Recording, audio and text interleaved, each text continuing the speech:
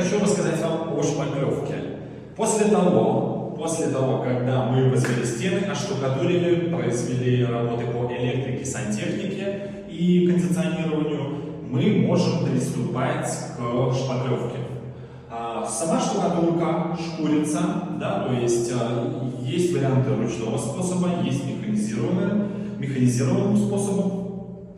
Мы зачищаем или зашкуриваем саму поверхность, далее мы ее грунтуем.